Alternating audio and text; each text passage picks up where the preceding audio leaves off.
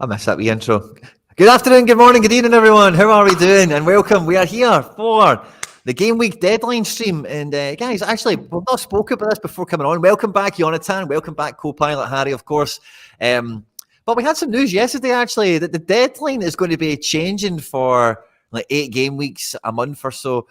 So maybe the last deadline stream we have on a Friday for a month or two, or whatever the time period is. But welcome, everyone. Sorare Scouts and Managers from around the world that are going to join us. And as I say, welcome, Yehonatan, and welcome, Harry.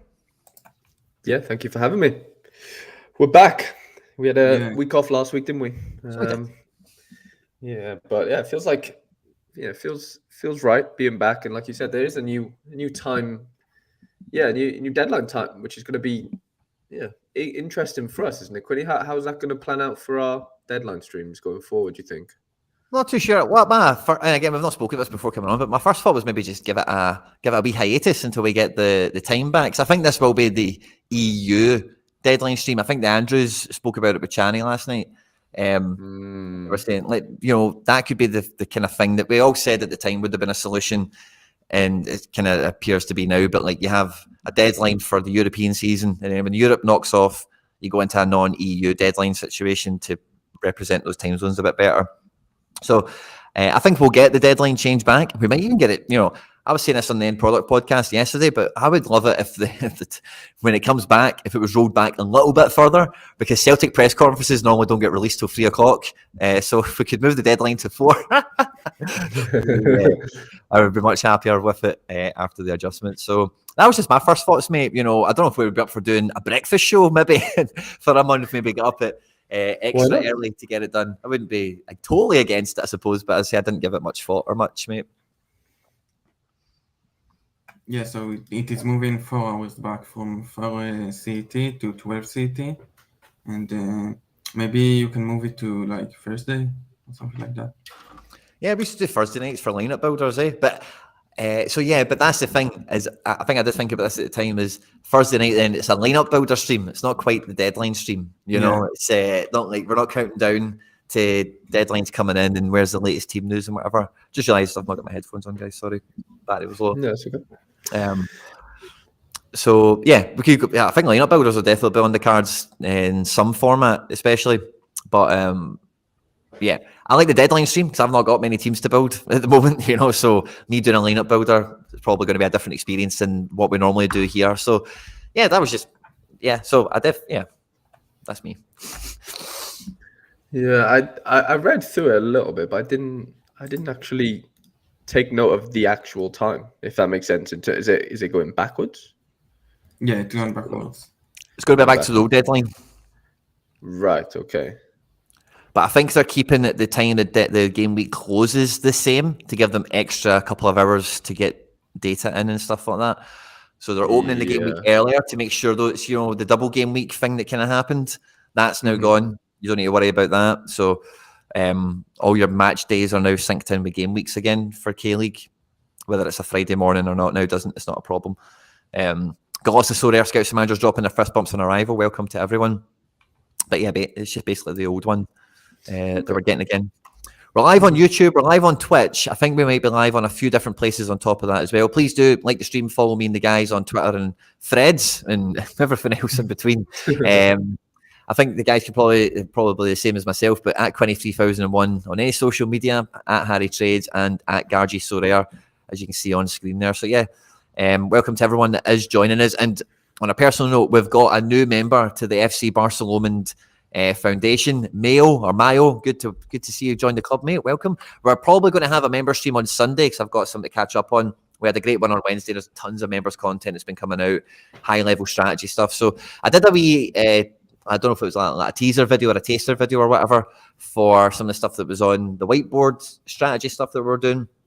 The kind of follow-on conclusion part to that will be out over the next couple of days or whatever, which was all good fun. And I've been doing a lot of trades and a lot of business and a lot of strategizing off the back of some of the stuff. So plenty of content for members, which Mayo's going to get to enjoy now for 25p a week or whatever it is, and as well as normal YouTube content and all the rest of it. So what about you guys? We've had a little bit of end product from Mr. Midweek again himself. Harry Boy has done the dirty on us all. and he's pulling a prize out with the shittest team you've ever seen. That would have finished. That team would have finished 5th in Rare Pro, by the way, which would have been a tier. Oh, would it? Wow. Yeah, with 5 rares, like not even. I mean, yeah, it's not even that good of a team, really. But yeah, 19th in under 23 rare would have put me 5th in Rare Pro, which would have been a tier 2. And captain in Gibbs White against Israel. No respect, I mean, of course. I mean, I called it right. He was the highest scorer of my 4, so what can I say? But yeah, no, he was I phenomenal. He did well, obviously. Yeah, missed the pen. I watched the game. I was like, before that, he'd made a massive chance as well. I think he put Emil Smith wrote like literally had an open goal. Yeah, double BCM. Yeah. And Gil Cohen saved it off the line. Yeah, he had a clearance off the line, and then literally 2 minutes later is a penalty, and then obviously misses, and then 10 minutes later he scores a header. It was just like the craziest first half I'd seen, and obviously it went my way in that sense. And yeah, England progressed. It was, I don't know if you've seen it, but like, I mean, obviously Yehonatan definitely watched it, but like the way England just kept the ball, like Israel just weren't pressing them. Yeah, so we had no Levi chance. Colwell was inside their half, like opposition's half, with his foot on the ball for like 30 seconds, and nobody came to tackle him. It was like he did it like the end of times as well. The end of the first half, I believe. Yeah, it was just crazy. It was like but great game. Obviously, 3 they're minutes. through to the final against Spain. Yeah, just excited to watch that now. To be fair, this weekend. Should be a good one. And we're going to have a wee breakdown of the tournament because I watched a lot of the group stages. I kind of missed some of the knockouts, unfortunately, but I know you guys have been keeping a keen eye on it anyway. So we'll have a wee look at the runners and riders that were, some of the standouts that maybe caught the attention and caught the eye, and anything else in between in the stream today, as well as all the usual stuff, predicted 11s, how the game week's lined out, and with like Harry and signal somehow. No, but I can hear and see you, no problem, Harry boy. You're okay with us, mate? Aye, Harry's glitched himself out. That's fine. We'll see him when he comes back. And we've also got David Taylor in here pulling a card out of under 23 with 2 players. So, so that's just great to see. Batman abs, fist bumps. Good to see you. Harry boy's back in the building. His interwebs are working. We could see and hear you the whole time, mate. Nothing was disconnected on our end. So, can you see and hear us okay now, mate? Yeah, like you're like really splitting up for me. Like I couldn't hear you, but now I can. Oh, okay, grand. So yeah, I think I'm back. I can hear you fine now, actually. Thank you, sweat. Yehonatan, did you get on well in this midweek? Or sorry, you were going to say something anyway. No, I won a tier 5 from up to 20, but nothing serious. Like tier 5 in limited is £1 or something like that. Yeah, definitely. Not going to be holding my breath on that one either. Yeah. This morning I was on for 2 tier 4s, which I couldn't believe at this late in the game week was even possible with the crap I had out this week. I'm only going to end up pulling 1 in, and it's out cap 220. Would you believe, with the limited Magno getting in on the action? So bit of an odd midweek. Can't believe I'm winning a card, but yeah, there we go. And I was almost pulling a card out of a team like yours, Harry, but I missed that Santi was suspended. I could have swore he was on a play sharper predicted 11. By the way, so, and I checked out as well. I know you said he was suspended. Flash Score said he was suspended, right? But he was on 6 yellows for the season, according to Flash Scores, which I found an interesting detail. It's like, I wonder why. So because I watched the game on Saturday and I saw against Montreal and I saw he got the yellow and they said, like the commentator said, he's suspended for the weekend. So I was like, oh wow, that's just piss. Well, for the midweek, sorry. And I would have played Rare Pro with Santi and Varela, but couldn't play my Santi, but it worked out. But yeah, I guess I can't remember what place up. I mean, we could actually check. I could check. I'm sure they didn't have him down because they had Ledesma in. I think. What game week would have been in this one? No. What one are we in the now? 8-6. He wasn't in. It was Pellegrini, Ledesma, Magno. To be fair. That definitely last updated when Thursday. No. Last updated Monday. Monday, so yeah, and the game was Wednesday, so it hasn't changed. To be fair. Yeah. No, I definitely didn't see Ledesma on his 60% to start this because Ledesma went into my 220 because I didn't know if he was going to start or not. 1,000%. Interesting. I'm the New York guy, Quinny, now. You can't question my New York knowledge. Oh no! Don't say that. Sorry. I'm sorry. Well, Desmond's got a picture but here now, so he'll be getting carded. Yeah, it looks yeah. like. Cards will be coming out soon, hopefully, which is nice. Very cool. Anyway, that's what it is. It is what it is. Who would and that wasn't 75% either. That was 50-50. This has definitely been changed after the fact. No two ways about it. No two ways about it. That was 50-50. No way, that was 75. Anyway, I digress. Where should we start, guys? What should we do? I'm not too sure where to go from this point. We could go matchups first if you want. It's up to you. I don't really mind. Yeah, let's have a look at the matchups and see what's going on for this weekend. I'm a wee bit lost with what we have going on. We've got the Euro final, which is going to be Spain-England. Yeah, we do. I was just looking in the chat then. You want to talk about knockouts and then the matchups? What you say, sorry? We can talk about the knockouts of the Euro 21 and then the matchups. Yeah, let's start with some fun stuff. Let's do that. Why not? Let's do that. Centers. So we have England against Spain, and here we can see which teams did they win. So 3-0 against Israel. This was heartbreaking, of course, for everyone, and 5-1 against Ukraine. So only one playing goalkeeper in the Euro final that has a Sorare card. It is your tennis Quinny, probably. Whoop, whoop. And so I've watched personally all the Israel games, and I also watched the Ukraine-France game. And I haven't watched a lot of Spain, to be honest, but I do believe that England are way too good for this tournament. Like their national team is all Premier League starting players. I can't see Spain winning this final, to be honest. What do you guys think? Yeah, it's tough, isn't it? I've watched more of England than I have Spain, but I have watched Spain, and they do look good.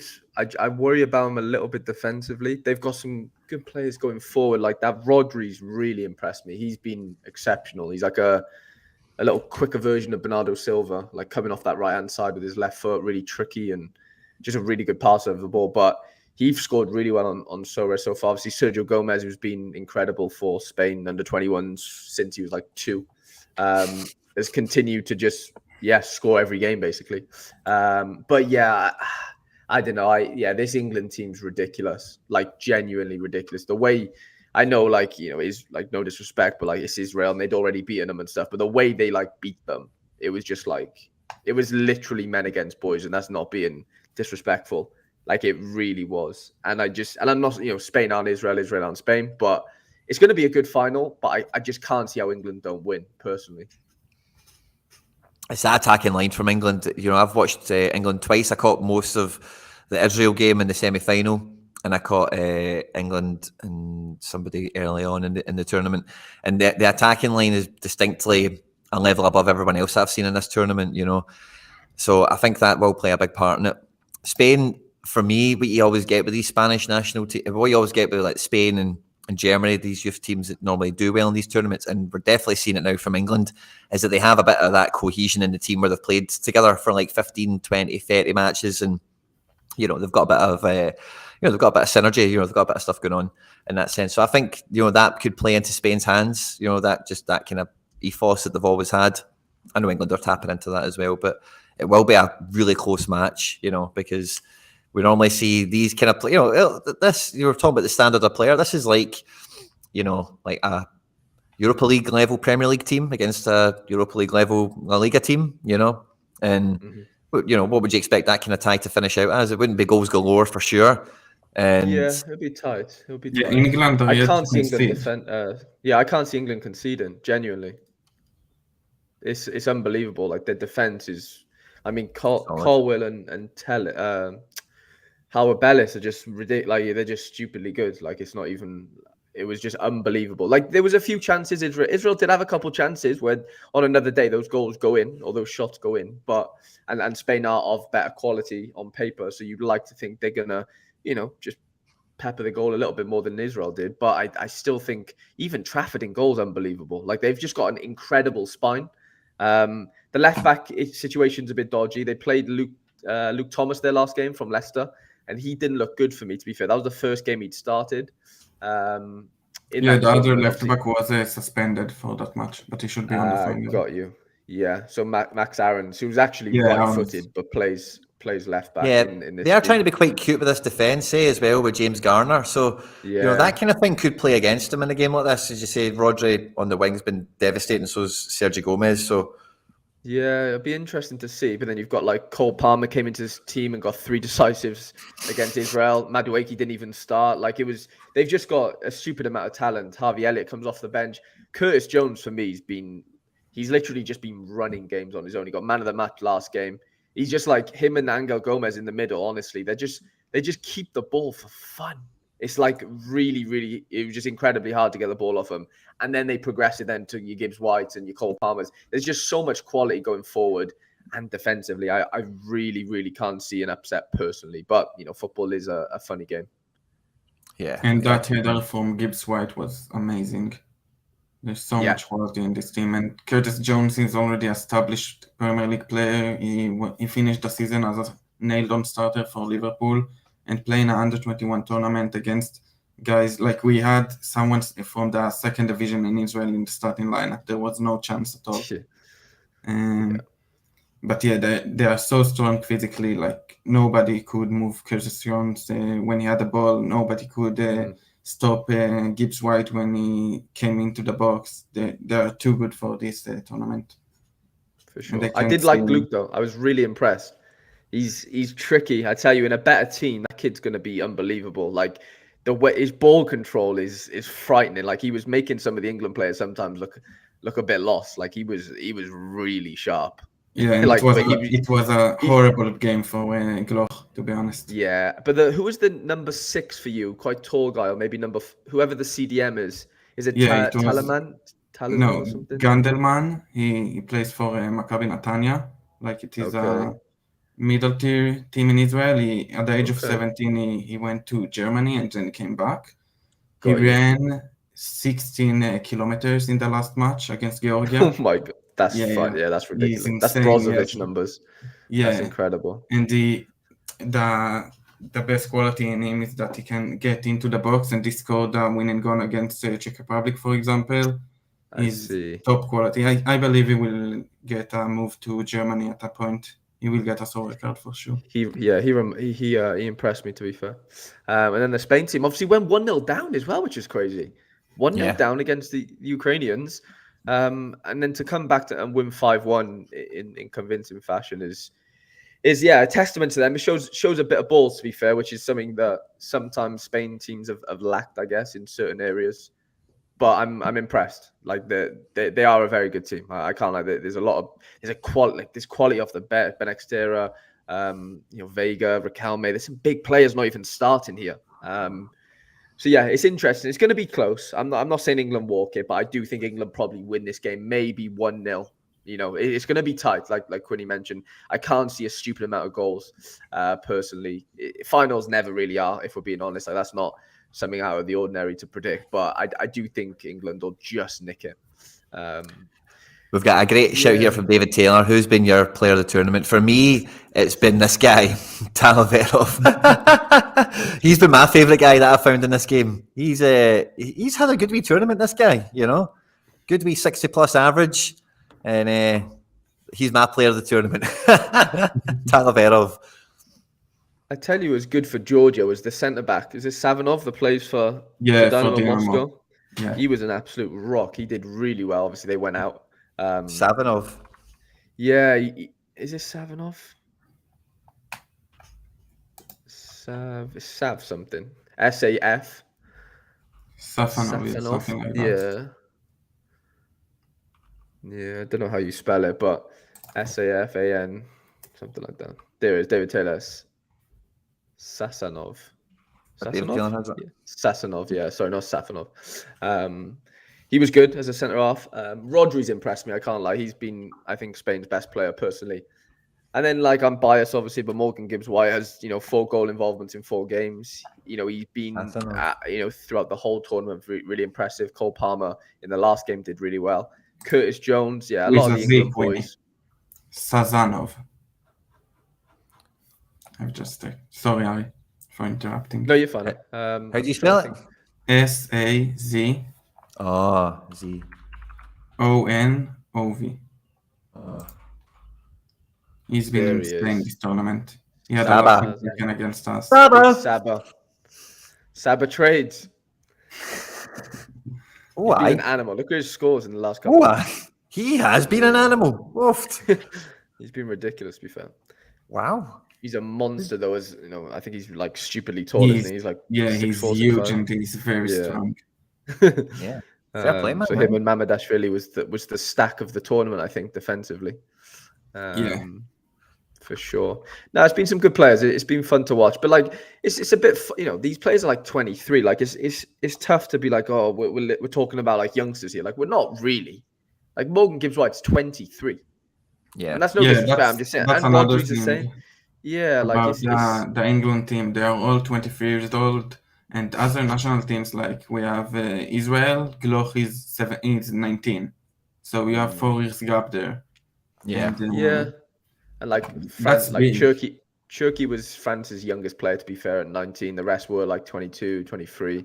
And obviously Cherki did stand out towards the end. He got a couple goals and did kind of what he could. But it was just interesting. Like you could kind of foresee this France exit happening, couldn't you? Like it just felt as though they were due like a test, and Ukraine are no mugs as they've shown, and they obviously turned over the French, which was a shock on paper. But I guess if knowing some of their players, that there's some good players in that Ukrainian team. But Rodri's really impressed me. I can't lie, because he's somebody that doesn't really play too much for Betis, to be fair. Lots of substitute appearances.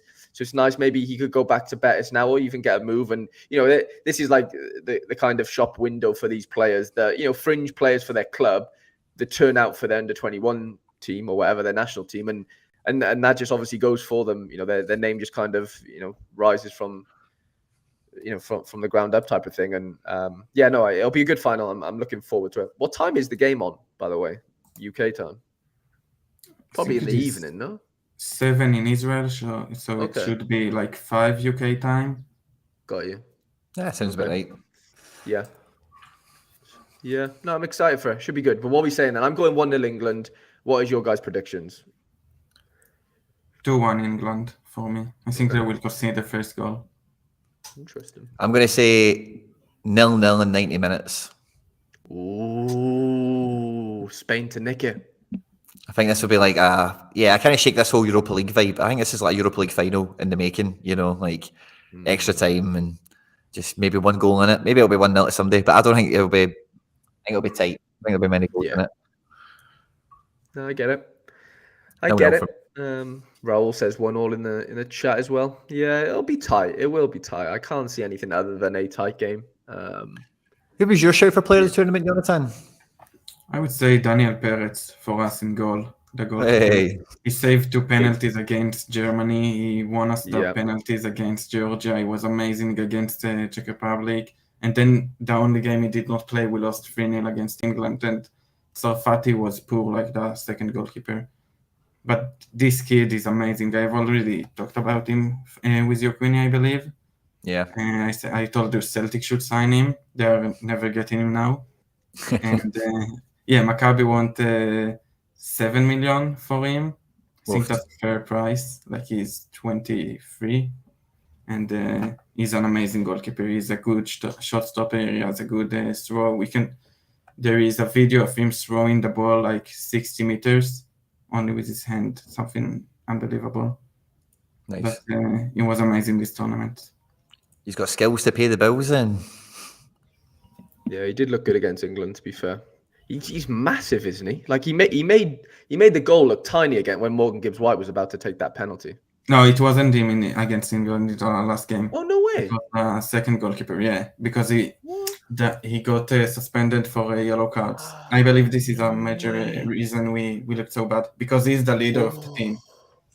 He's not the captain. He's not the captain, but he's the real leader of the team. There were videos of him in the stands, like where all the journalists are, and he was shouting for the players, like, "You go there," like he's the manager.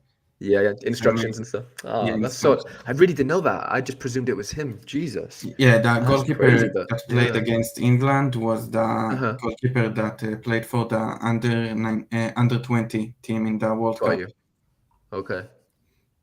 So we had a couple of players in Israel that played. There is Roy Revivo, for example, or other players that played 11 games in 45 days for international football only. Like Stav Lemkin, the center back, he played all the games for the under 20 team and then all the games for the under 21 team. Roy Revivo played in 3 different continents for 3 different national teams for Israel. That's insane. Some effort, man. Yeah. It's good going, isn't it? Yeah. Good going. A lot of effort. The game week center's lagging a little bit for me. I don't know whether anyone else is having that trouble. Everything else. I got it. No, I got it. It's because I was on game week 386, not 387. Yeah. Do you want to go over some matchups and maybe coincide that with a bit of play sharper-ish? Let's see it. Beijing at the top. Yeah, I can't remember the last time we saw a Chinese Super League team at the top of this list, but in a while. we do. It has. Yeah, 83% win percentage, which is crazy. Yeah, we've got obviously 2 Chinese teams at the top. Peruvian team after that. Kind of, not really too fussed about going into depth on that. Mexico against Costa Rica. In this Gold Cup. So obviously we've got the knockout stages now of the Gold Cup. US played Canada. We've got obviously Mexico, Costa Rica. I don't think it's clearly a decent fixture, but Mexico aren't really that good right now, for being honest. Like, they have a few decent players that you could probably throw in there. Edison Alvarez, there's a couple of boys, but it's nothing stackable. In that sense, you might be able to get some utility out of Ochoa. Kawasaki, though, as our first sort of native Sorare team at home to Yokohama.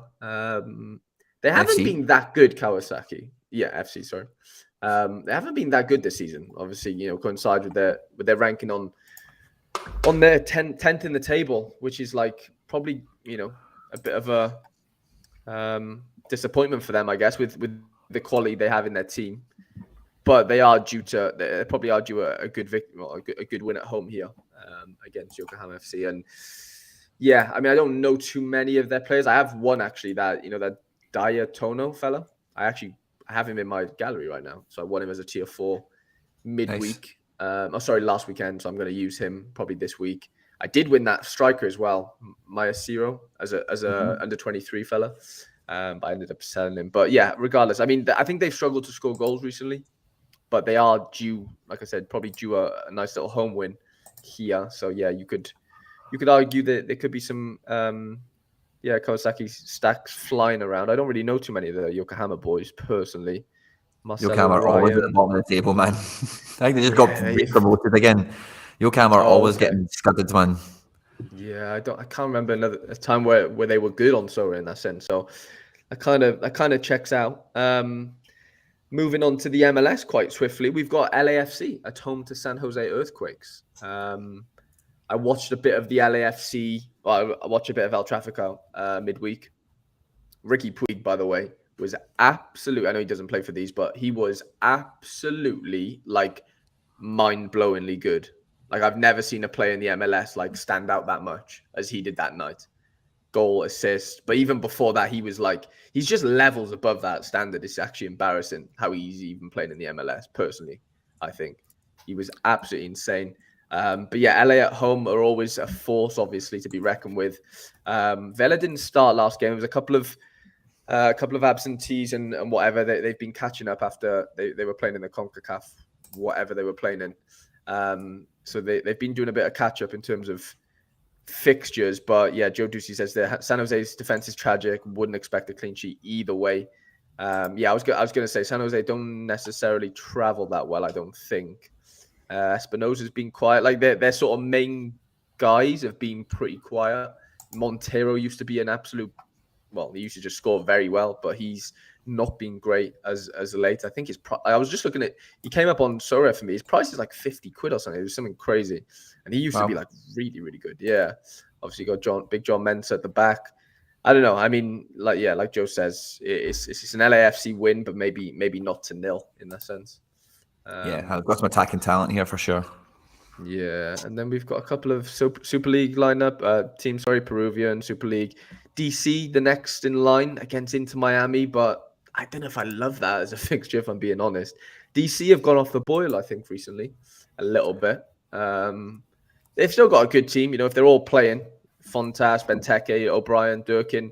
It's been sort of rumored that Lewis O'Brien is going to go back to England on like July something when his contract runs out, because obviously he is on loan. They tried to sign him permanently, but it doesn't look like it's going to happen. So, yeah, I mean, Inter Miami haven't been great. I think they snuck a little 2-2 draw midweek. I think. Do you see Joseph Martinez's goal, Quinny? Aye, mate. Yeah, lovely, wasn't it? It's the perfect time to get Joseph at the moment. Tata Martino is coming back to Inter Miami. He's going to be playing next to fucking Messi in like a Barca spine, and whoever.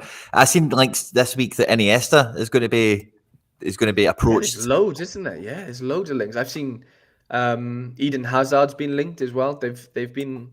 I mean, they're going to get linked with everyone, aren't they? Naturally, with Messi going there. But yeah, Campana and Martinez might be an interesting sort of duo this weekend. I know they're away from home, but it wouldn't surprise me if they grab a decisive or two. I can't really see a clean sheet for Inter Miami, if I'm being honest. So yeah, but then I'm just looking at Tyler Miller situation. What's happening with him? If anyone can let me know in the chat. Interesting. I think Bono played last game. He kept a clean sheet, but we still think Miller will be the starter. And Klitsch is missing from DC.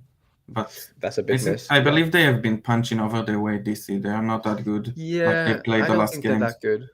Benteke's carried them with those goals, but I think Tyler Miller's going to be going to the MLS All-Star game or something. So I don't know if that's got something to do with it or whatever. So interesting. Any flavour on that? Parrot says apparently. Oh really? Okay, cool. Fair enough. Yeah. Rooney said before the season you get some starts. Okay, fair enough. Maybe like the Barraza and what's his name? Freeze situation. Yeah. So yeah, then we can kind of skip the Peruvians and what have we got there? Argentinian, I guess. Talas Cordoba. I don't even think they have cards. Mineiro at home to Corinthians. That sounds like a tasty game in Brazil. Quite a lot of cards here, even though we've not had Mineiro in a while. Lemos, Battaglia, Pavon, Paulinho. So I'm just seeing here, Hulk got red carded last game, so he's out. So that's a massive miss for Mineiro. Paulinho leading the line with Pavon on one side. I mean, yeah, like you said, there's quite a few licensed sort of players here on Sorare and stuff, and yeah, I follow the Argentinian league a bit closer than the Brazilian, like personally. So I don't know how good of a fixture this really is. I know Corinthians are struggling this season, and they're obviously away from home. So I'd imagine there's a reason why Mineiro are heavy favourites here. But without Hulk, I don't know. Hulk's they're sort of bread and butter, isn't he, going forward? So I don't know. It'd be interesting to see if this is that good of a fixture, if that makes sense, without Hulk. The Hulk factor. I think the Hulk factor is probably massive. Panama, Qatar, probably not. There's probably a couple, Panama, Qatar. Probably a couple licensed players, but I'm not too interested in going into that. The US is probably the next most interesting one. US, are playing Canada. Just don't have a team for it. USB team. Yeah, it's annoying. We don't have the team for it, which is, I was just going to say, could we see? I could go on Sorare data and check their last team, if that makes sense. Let me do that. Okay, we'll have here squad we go. predictor on that, won't we? Let me share this instead. Okay, so I've got the US national team on my screen, hopefully. So that was, can you see it? Yeah, got it on. Yeah. So they've got, obviously they beat Trinidad last game. I watched the game, to be fair. I did turn it off at halftime because Ferreira got the 100 at halftime and I was bored after that. But yeah, I mean, there's been some good, good sort of breakthrough like situations here. I think Jalen Neal's been really, really good. He's impressed me massively. Plays for LA Galaxy. Jordi Mihailovic, we kind of know, of him and what he can do and stuff. But this Zendias fella's been decent. I don't think he's great. I wouldn't be surprised to see maybe Gressel or Cowell come in for him potentially. And I don't know if I think the wingers are like rotation risks in that sense. I think Sands is nailed, Mihalovic is nailed, and probably Busio, and probably the back four. Miazga maybe for Robinson, as far as I'm aware. I can't see Vasquez starting. Yedlin might start, but I think Reynolds has done really well. I've been really impressed with him. Ricoman says, Cal's expected to replace Zender, so that kind of falls into what I was saying there. But they've got a good team. They've got a really good team. Canada haven't actually been that good. I think they drew against Guatemala. Guatemala. They beat Cuba in the last game. Your boy St. Clair giving away a penalty, Quinny. Junior Hoyler, Cardiff City legend. But they got some good players. Rosario, Larea. There's some good players here. Don't get me wrong. It's nowhere near as strong as the US team, is it? If we're being honest. They have no chance. Yeah, I'd like to think they have no chance. To be fair, and obviously the game week center kind of plays into that as well. Joe Tusi says it gets interesting since it's in Cincy. I'd give a chance to Vasquez to start because of that. I would definitely give a chance to that. I think Ferreira just scored 6 goals in 2 games. If you're gonna Stranger things have happened, man. I'd put my life savings on Ferreira starting, lads. Sorry. You're not using American logic, but it's a homecoming game. It's a homecoming. They don't. Spring break. Goals. And, goals. Goals. 6 goals in 2 games. Are we actually not even thinking about that right now? You've got to think about the Chad Hogans out there. They're in Cincinnati. That are going to be going. You want to see Brendan Vasquez in the red, white, and blue. He wants to leave. He wants to go to Gladbach. He don't want anything to do with Cincy, does he, Joe? That might touch a few nerves on Joe there, but it's a big fixture for the US and obviously the Canadians as well. But I can't see anything other than a US victory. Personally, let me go back to the game week center. We've got Jamaica at home. Well, not at home, but Jamaica are playing Guatemala, which won't be an easy game to be honest. But Jamaica have been decent, like Damari Gray and Leon Bailey have been on form. Joe says not over Jesus, but both playing like they did at the end of the last game. I don't know. I think they like this 4-3-3 situation, and I can't see them really putting Jesus out on the wing. But you never know. I know stranger things have happened for sure. Banfield, Guadalajara, Monterrey. I mean, the Mexican League's back, Quinny. I don't know if you really care about that. I don't personally, but the Mexican League is back. Pumas and Monterrey, they're not licensed themselves, are they, those ones?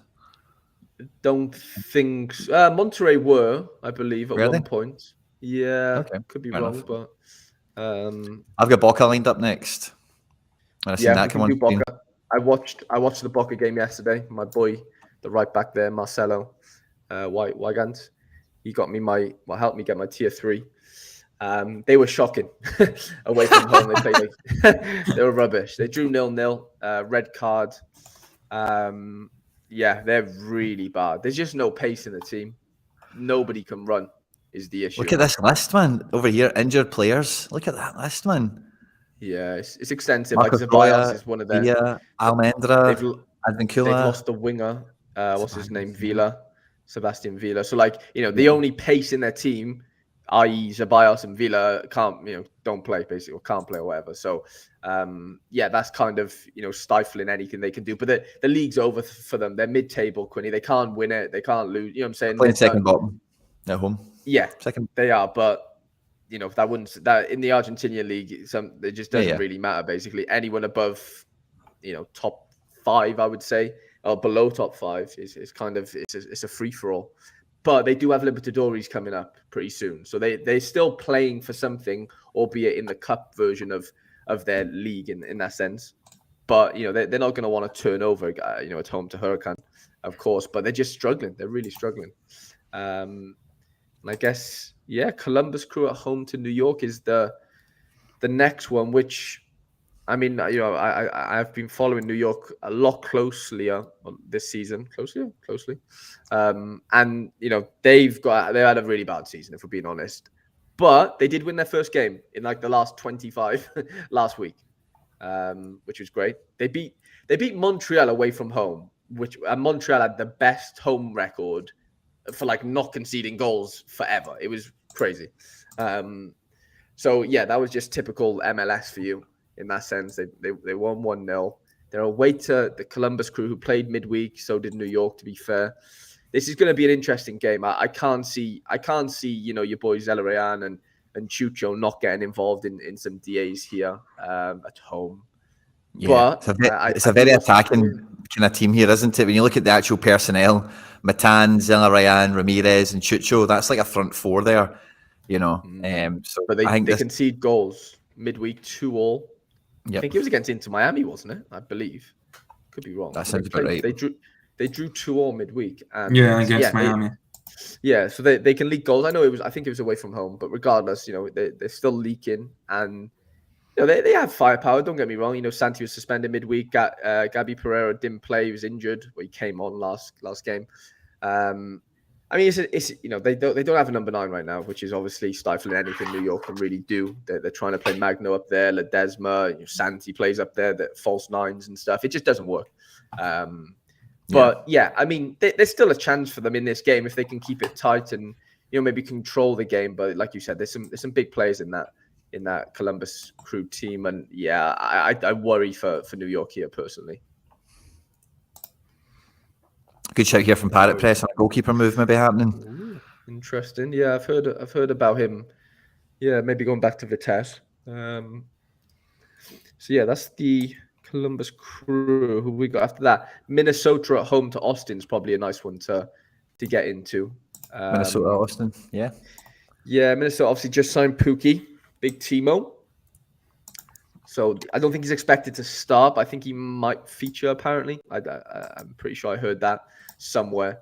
But I'm now a Emmanuel Reynoso owner, so I have been watching a bit of Minnesota, and at home they're just a joke basically. Like they seem to just steam train teams. Bongo's been exceptional. Reynoso obviously coming back into the team. They're a really good team, but Austin are no mugs. Don't get me wrong. Like we're not talking about a poor MLS team in Austin, but the Minnesota home sort of advantage is normally quite large. But some good players in this Austin team as well that can definitely create an upset for sure. Your Druises and Zardes, Diego Fagundes, some good players for sure. It's just players like this and teams like this, it means you can just never write any game off in MLS, even the form and everything. Like if Druise and Fagundes and Rigoni, if they just turn up, man, then, I know they've been decent, but with Irwin in goals and then Boxall's out, I think your attacking players in both teams will do very well, but typically MLS, I wouldn't see it as I know you're telling me Minnesota are very good at home. Yeah, I'm not saying that means they're going to keep a clean sheet. I just mean they've been winning games. They've been conceding, don't get me wrong, but they've just been outscoring their opponent in that sense. And that's MLS view, isn't it, really? Everyone just outscores each other. It's not really a clean sheet fest ever in any sort of fixtures. So, it'll probably have goals on it, that game for sure. My boys are next. Your Reds at home to Tokyo, FC Tokyo. How do you feel about Zion going to Man United? I mean, as a Nishikawa owner, I can only be happy about that realistically. But yeah, I mean, apparently he's going to go there as backup and whatever. I mean, yeah, he's highly rated. I've not really seen too much of him play personally, but if Man United are scouting him, then something's good. He has to be half decent, doesn't he, as a 20-year-old keeper? But yeah, they're a good team. Sorry, the cat's going to be bothering me now. Now they've been doing well. They've gone off the boil clean sheet wise, and I can tell you that as a goalkeeper, an owner of their goalkeeper. But they've still been they've not really been losing games. They've just been drawing / winning, which is obviously not a bad thing. Sitting 4th in the league, but they're at home to FC Tokyo, and is this Slowick's team, I believe, or did he move? It is. Yeah. I mean, he's always good for a sneaky 80 sometimes, isn't he, Slow? You just never know with him. As he is a good keeper for that league and stuff. So I don't know. It's a good fixture. Don't get me wrong. Matsuki, good under 23 midfielder in there. They might cause an upset, but I'd be shocked if they did personally. Yeah, I think they're just too far down for this season, aren't they? Tokyo, where are they? Yeah, 11th. They've not been doing particularly well. So big Alexander Schultz, big power defender. The L5s and 15s in this midfield are, they tell you they're one of the top teams. They won the Champions League last season, I believe, Urawa. Big Hiroki Asake in at right back still. So yeah, really strong teammate, and good goalkeeper pickup is compounded further with Suzuki on his way out. Yeah, it's kind of fallen into place nicely there. New York at home to the Revs, which is an interesting one because the Revs are Carlos Healess this weekend. Ooh. He is suspended. Good. So yeah, R.I.P. Heel owners. R.I.P. Nusham. R.I.P. Nusham in the chat. We're thinking of you. Yeah, Red Bulls are a funny team, man. They're just, I don't know. Caceres has just moved to Toulouse in League One. They're sort of probably their best midfielder on paper. So yeah, they're not that good of an 11. If Azani is on fire, and there's some good players in here. Laquinios, I do rate him. I just can't. He just doesn't seem to do anything ever. Yeah. Like I've watched it. I used to watch him play last season and think, wow, this guy's really decent. Like he's in that, that number 10 echelon of MLS forwards and stuff, but he just hasn't done it this season. I think he did have an injury. I'm happy to see Amaya back in the fold as a super owner of his. So I'm glad of that. Edelman's a very good player. Actually, he's rated very highly. Very good Edelman, isn't he? Yeah, I watched him last systems. He's really good. Omar Fernandez is okay. He doesn't. He's not a starter normally, but he's sort of, got his way into the side and stuff. Cameron Harper's actually half decent. I don't think he's a right back, but he's, I think he has forward cards on Sorare, to be fair. He's more of a winger, I would say. But it's a decent team. Revless heel. I think anyone can beat them in that sense. If we're being honest, they're not terrible outside of heel, but we know everything goes through him, right? Creatively. So, Peel said that's why my Caceres wasn't available. Yeah, that's the reason, Peel. That's the reason. Went for £1 million or euros or dollars, to be fair. Take your pick. Yeah. Wherever the conversion rate is. Still a really solid Rev team, even without it's still healing. Decent. Yeah, they're not terrible. They're a good team, but when you lose a player like him, it'll be interesting. Bo will likely drop into the 10. I mean, I don't fancy Boo as a number 10 personally, but I can see how that would work in that sense. You probably play Veroni up top with Wood and and try and sort of force your way up the pitch. But Boo's no heel, is he? If we're being honest. So it'd be interesting. I was talking to Sean actually. He was saying he didn't really mind the fact that Heel was suspended for this, of all games, because New York are quite dirty naturally in that sense. They. The Revs or heel doesn't normally actually do that well against them, just historically. So he wasn't really too bothered in him being suspended for this one, which is, read into that what you will. But yeah, it's interesting. I think it is actually a decent fixture for New York there. I tell you one team, Quinny, that's absolutely turned it around massively, right? Nicky says he loves a Revless heel. Everyone loves a Revless heel apart from Sean, if we're being honest. Gamba Osaka, Quinny, right?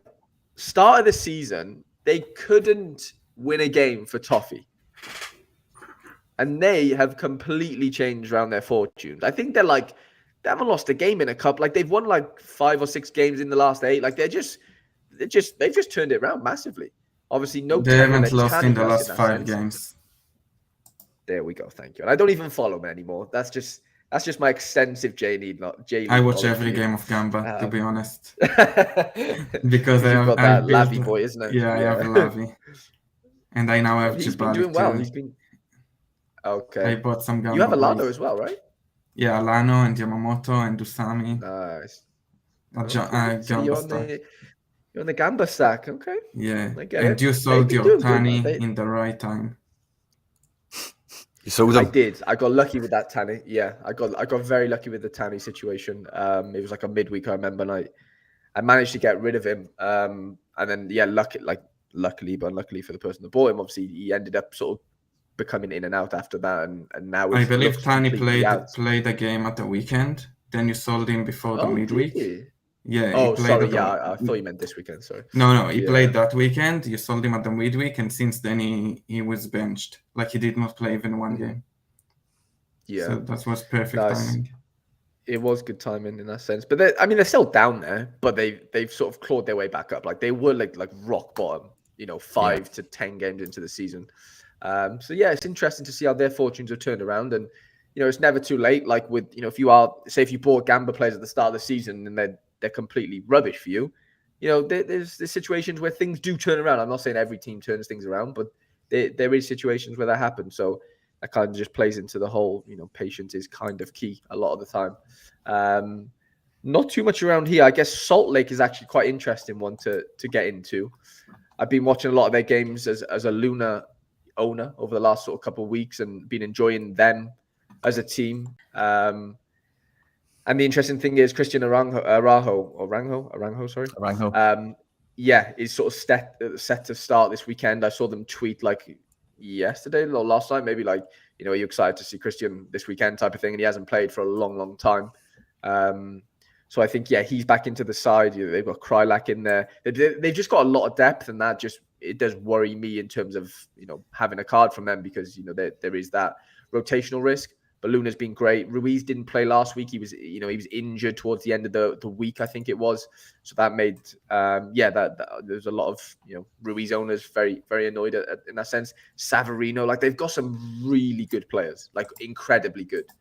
And they're just very dynamic, very quick, creative. They've got 2 good forwards up there who can score goals. So I do worry for this Orlando team. But Orlando, had a good win midweek. They battered. Who did they batter? Oh, Toronto, who are, to be fair, shocking right now. But don't get me wrong. There's some good Orlando players here. Pereira, Facundo Torres. That Maguire's been scoring quite a few goals. He's an under 23 forward.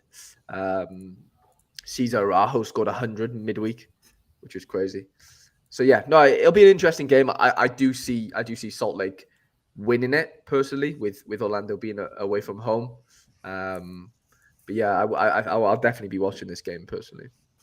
Yeah, I think this Orlando team is really hard to write off in this kind of situation. I think this, like looking at RSL sitting in 4th and looking at this starting 11, like they've really leveled themselves up this season. Like that Aranjo pickup is huge. He was phenomenal at LA. Like, was very unlucky to be shown the door because they just went mad for other DPs and there was no room for him anymore. But yeah, man, I really like the cut of this. I think Garji, you'll probably be able to tell us more, but the boy McMath is close to probably going to the Israel League as well, which is just something to note.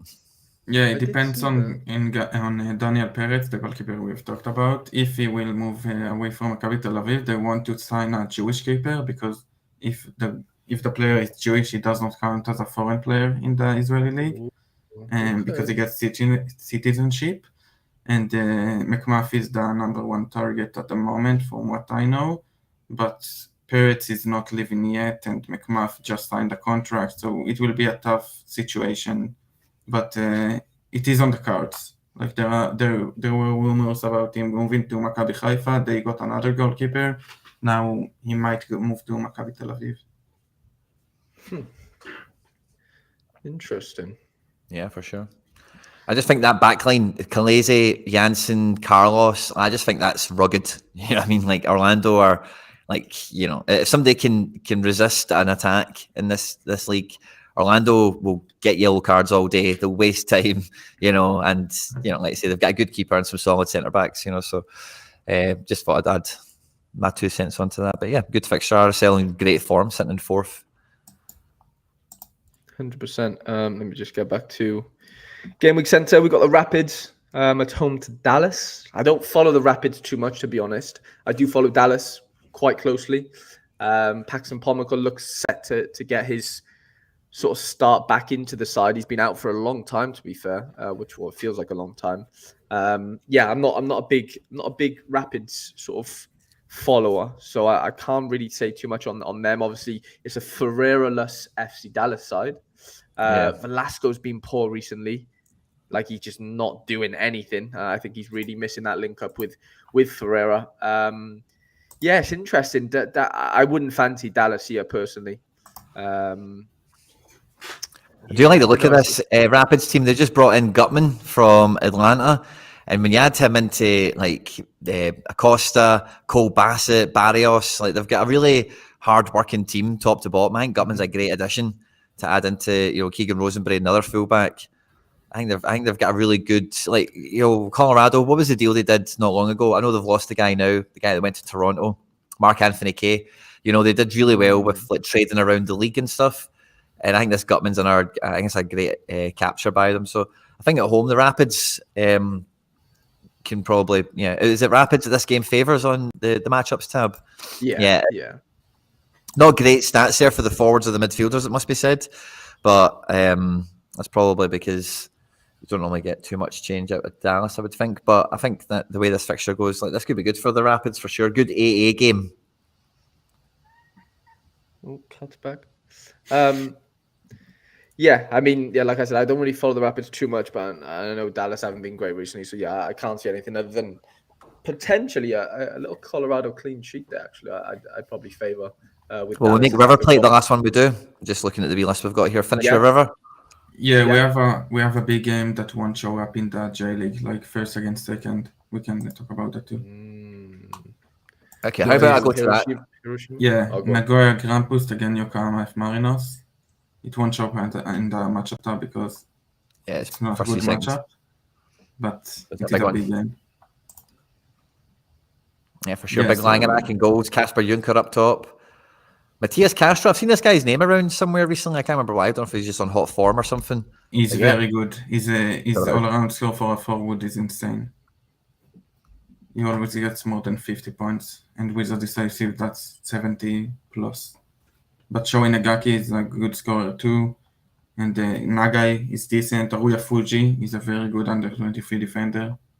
Yeah. There are some good players here for Nagoya. Nice. And I sold my Anderson Lopez, and it feels like the guy just doesn't stop scoring. He's been on absolute fire at Yokohama.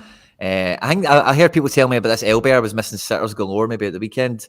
But the Yokohama team is pretty strong. Big Edward at the back, Ichimori in goals, Joe Chima Fujita, my boy, in midfield, probably, maybe. And then I say that Brazilian attack. Jan Mateus, I think I've had his name been sent to me recently. Yeah, he's got a really strong L5.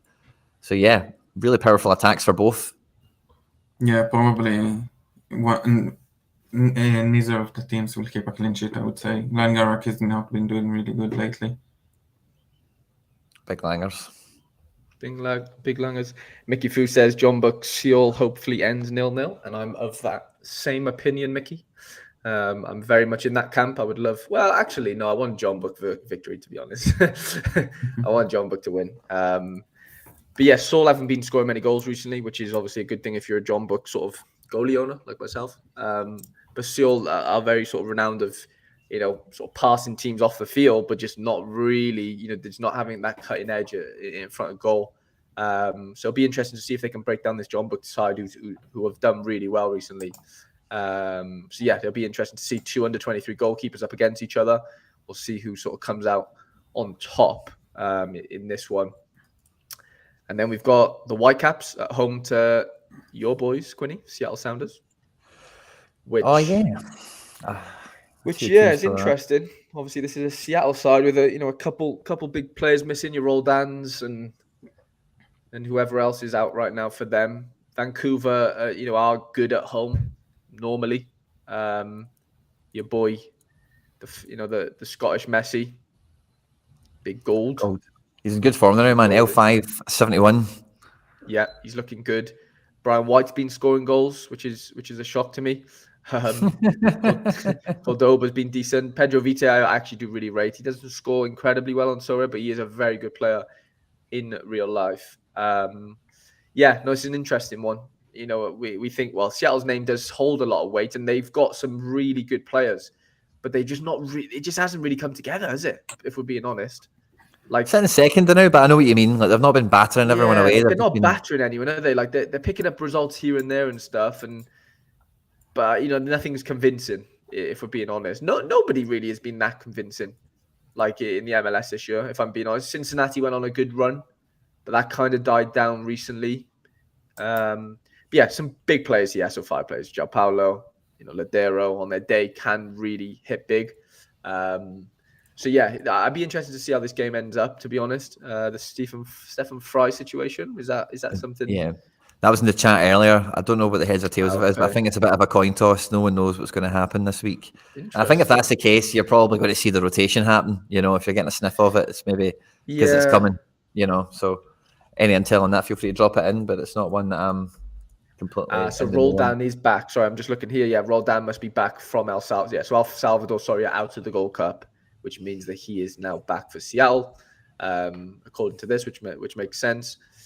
Yeah, I don't know. It's an interesting one. I still fancy Vancouver at home. They're known to kind of just walk teams over now and again, and I don't know. It will be interesting. Rico Mance's press conference not until after the deadline, which is a bit annoying. You want to do Houston, Kansas, and then we'll finish with the River Boys. Yeah, let's do it. Houston at home to Kansas. Yeah, there was a surprise DMP in Hector Herrera midweek. I don't know what that was all about, but he didn't play / start. I don't think he came on. He might have. I don't know, but I know he didn't start. So yeah, it's an interesting one. You know, for me, Kansas City were like at the start of the season when I watched them play, I was actually like super impressed with them. They just couldn't score any goals. But since Pulido's come back, Big Johnny Russell's back, and Shallows, always churn goals now and again. And they're Kinda. looking, and Kinda on his Have you day when seen he his plays. assist? Have you seen his assist? I haven't seen it. I know he scored 100 last week. Yeah, he but my boy dribbled Feder, from Feder couldn't. he dribbled from the middle of the pitch, and then with the falch of his foot, he passed the ball to, I believe it was like Saroui. No, it was Remy Walter, and then Remy Walter scored a goal. It was an amazing assist, and I didn't play him in a priority lineup. Well, that was the thing. Painful. No one really knew that he was going to play. Is the issue with him right now? Yeah, like this is the type of game now. You play Kinder and he doesn't score that well after him scoring 100. That's just kind of how Sorare goes. Most of the time, if anyone doesn't know. But Kansas City really turned their performance. They have, haven't they? They've turned it around. I think like the way they played Dallas. I remember watching it back when I was back in the UK a couple of months ago, and they just battered them, but they just couldn't score a goal. Like it was just like they were peppering them, but just couldn't get many shots off and stuff. But that front six, or that front five, Tommy, Kinder, Shalloy, Pulido, Russell. Honestly, there's not many better than that. If I'm being honest, right? Like on form, Pulido's on fire. L5 of 75, for God's sake. Like he's on flames. That front three's been together since MLS has been on Sorare. They're quite well oiled together. It's just getting them all fit and playing together. Mate, I bought Pulido's rare card when I first came onto Sorare almost 3 years ago. Like when he first came in from the Liga MX, he was like a £9 million fee, and it was like, wow, this kid. Like because he was injured when I bought him, like he was cheaper than than he would be if he wasn't injured, and I never got to play him because he's been injured for like 2 years, and that's not even an exaggration. Yeah, like, he was injured. It's been ridiculous. They even bought a different striker for him. Like they bought Willy Agada from Hapoel Yerushalayim from Israel, and Agada is injured now, probably for 2 years too. And, the 2-year injury curse. Yeah, and now Pulido is just smashing it. Yeah, it's crazy. So I'm glad to see that for him and stuff. And yes, Kansas have turned it around, but away from home, you just in the MLS, you just kind of never know what you're going to get. But I don't know. It's a Herrera. Well, it's Houston with Herrera, which is a good thing because, like I said, midweek he didn't play. I don't know. I mean, they've got your boy Shevchenko at the back, Artur. There's some good players here, but looking at that, I can't see how Kansas doesn't cause them big problems. Yeah, their attack is very good. And then we'll end on the River Boys who played midweek. There was a little bit of rotation, I think. So you saw, I think De La Cruz played, Barco played, Beltran played and scored. Can't remember who didn't play. There was somebody that didn't. But regardless, they've been doing really well recently, and as they always kind of do. The sort of Amani, Paulo Diaz stack has kind of come back into its own, and the AA is kind of there. Diaz is normally, suspect for injuries and stuff. But yeah, De La Cruz scored an unbelievable free kick. It was like 35 yards out. It was insane, to be fair. It was really good. And Beltran's been great, under 23 forward. I'm always looking out for in that sense because he's always on the score sheet. Alongside sort of Barco, who's not under 23 actually anymore, but still a very good player in his own right. And yeah, who are they actually playing? They are away to Is it? San Lorenzo. Okay. San Lorenzo. Yes, they've got a couple of. I know that Agustin Matigani. He's a decent player, to be fair, under 23 midfielder. I don't know too much about the rest of their team, but 5 at the back tells me they're going to try and low block this and try and keep River out. I guess River will dominate possession here massively. It is first against second. Oh, interesting. Okay. Yeah. What are the points difference though? I'd be interested to see what check it out. What the lead is on this, because if it's super close, then I can see why San Lorenzo would want to get a draw, if that makes sense. But if it's if it's miles. River just on the matchup tab, it's high expected for the goalkeeper and defence to score well for River. Yeah, River Plate is 53 points, and then San Lorenzo is actually third, and they are on 42 points. Right. Okay. Yeah. So it's done basically in that sense. Yeah. Realistically, there's not that many games left, but yeah, I can't see River wanting to go here and they don't probably need to win, but they probably will obviously want to win, like any team does. But I don't think a draw would be that bad of a result for River, especially a clean sheet, because they do have Libertadores and stuff coming up and whatever. But yeah, they'll obviously go out and try and win it if that's the predicted lineup with a lot of firepower. Big time. And I think the next kind of element that comes into all this is we're talking, Mr. Midweek, that we obviously do have some different strength of teams that can go out there, and there's a few different elements at play. So one of the things that I love about the deadline stream that we get to do at this point is check the numbers, check the head counts. Is there any wee gaps we can maybe squeeze a fun team into and try and be like Harry and try and win a card with 4 players or something like that, or be like David Taylor and win a card with 2 players or something fun like that. So you've got the screen for this, Yehonatan. Do you want to take us through it, mate? Yeah, so in limiteds, we have quite regular numbers. 10,000 in cap to 20 is quite the typical number of players. We have all the competitions are around 10% of the entries will win a card. We have not a lot of people in All-Star, actually. Only 10,000 for 1.5k cards. And under 23 is probably the best competition if you talk from this perspective, and also Champion Asia. And we haven't talked about this, but in Champion Asia, because of the new deadlines, Cecilia, for example, won't be playing this game week. He will be playing the midweek. So a lot of powerhouse players are not in the lineups this game week. Nice. And no Cecilia, no hell. Yeah, quite good percentage to win a card in Champion Asia and under 23 in limited at least. And cap to and the kickoff rare is awful as always. Cap to 20, and then we have the cap of the rares. Again, here you have in caps you have a little less than 10%. It can be like 5% because there is a threshold and stuff like that. In cap to 70, it is actually more than 10% will win a card, which is good.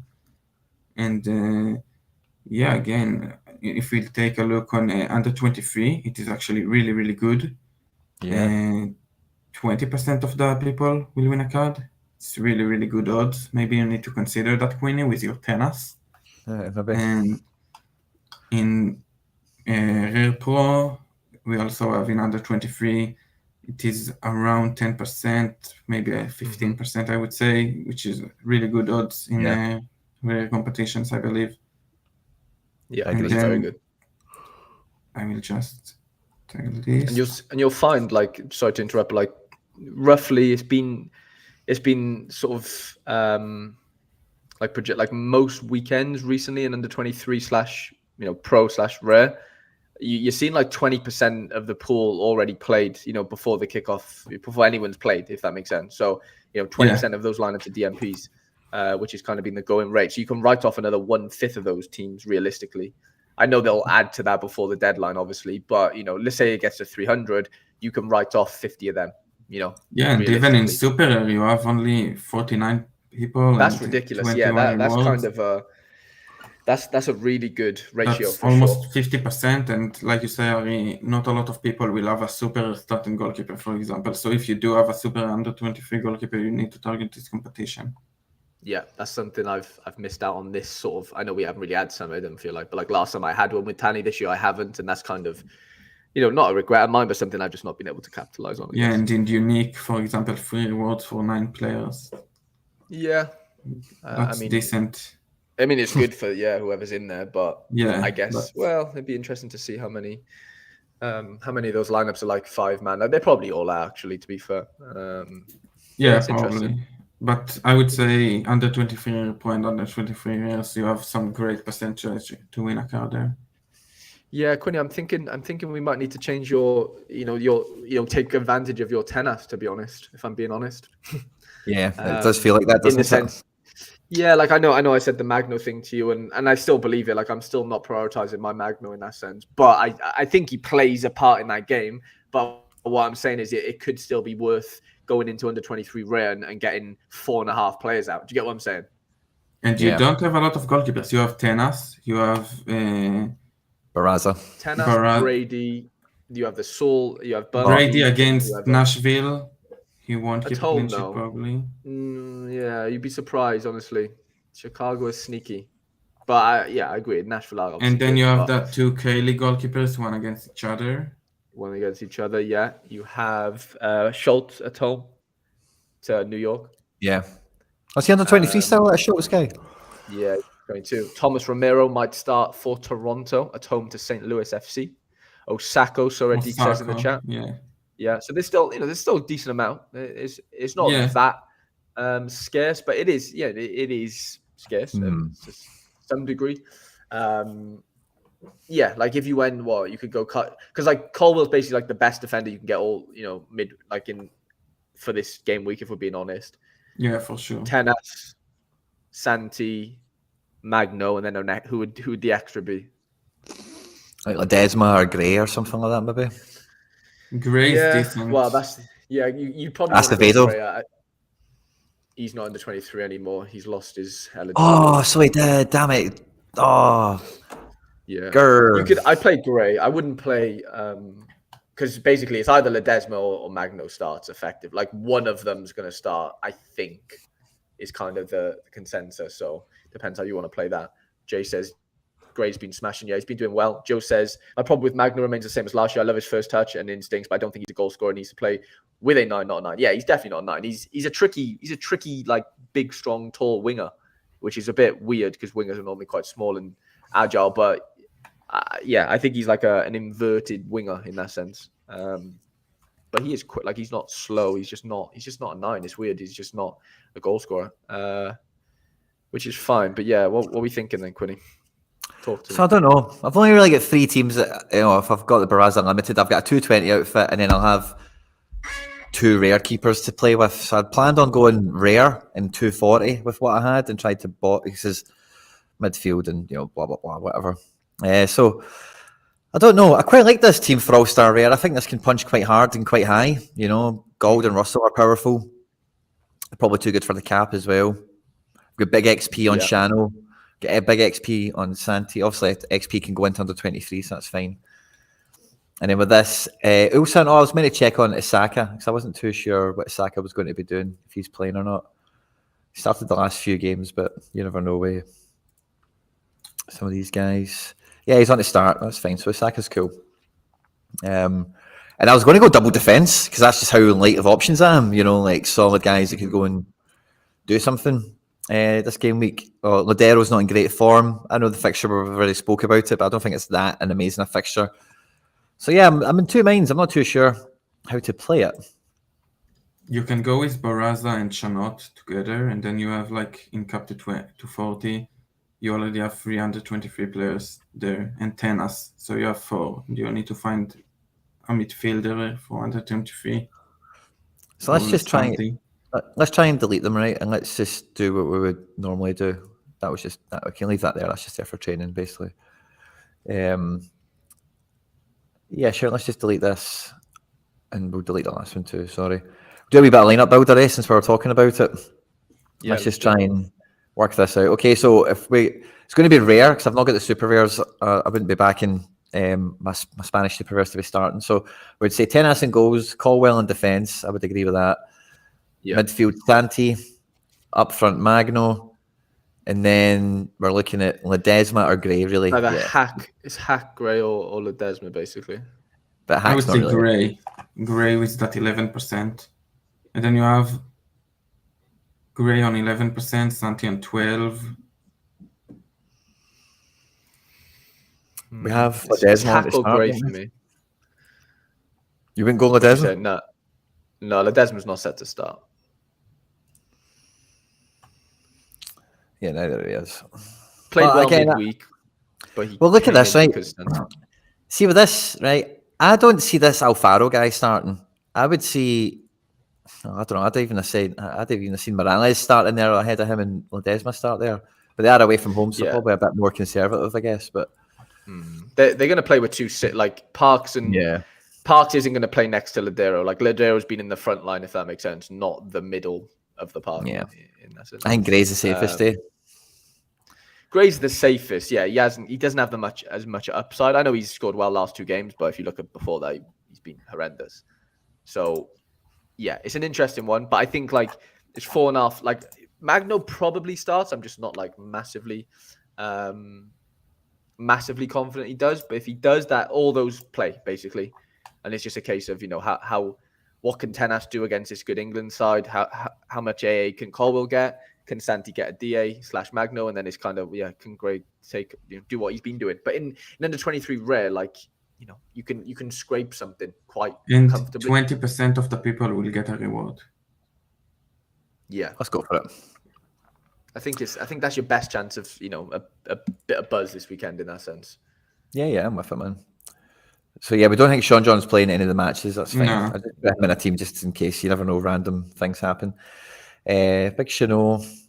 So yeah, he's on a 60 goal, so it'll be hard to get him into 240. And Johnny Russell's my best forward. He's on 55. It'll be really hard to get him in as well. So I'll need to play All-Star with the best of the rest. And okay, this is a fun decision. Okay, so the last spot is between Parks, Ladero, and Isaka, essentially. You can go 270 with this if you want. But probably you want All-Star if. Yeah, I think this team could. I think this is an All-Star team. Yeah. As long as you get a clean sheet with New York, I think. Yeah, Parks or Ladero. I think you've got to go Ladero, personally. You go Ladero? I would, yeah. I know Parks has been good recently. Like I watch him play. He's just like weirdly sneaky with the assists he's been getting. Like he's not somebody that like, if I had money down on something, I prefer. I think Ladero's going to get more assists over a season than Parks would, just by how they play and where they play. But Parks has been good recently. Like I can't knock him, but I still think I'd have to back Ladero personally. I really would. Yeah, I think I probably would too. Like all 3 of those of Gold, Russell, and Ladero can all they're all 100 capable realistically. Yeah, for being honest, I don't care, right? But would you care that Ladero is playing gold? No, not at all. I don't care, but just wondering. No, not at all. Hopefully, one of them assists the other one. Let's hope so. Let's hope so. And then we're going to try and get a throwaway 240 in that might be able to scrape something then. So yeah, I think we'll tools on to start at left back. And then we say Saka. So let's see if we can get some East together with these guys. That'll be fun. Yeah. And then we'll try and roll a 220 out with a limited keeper.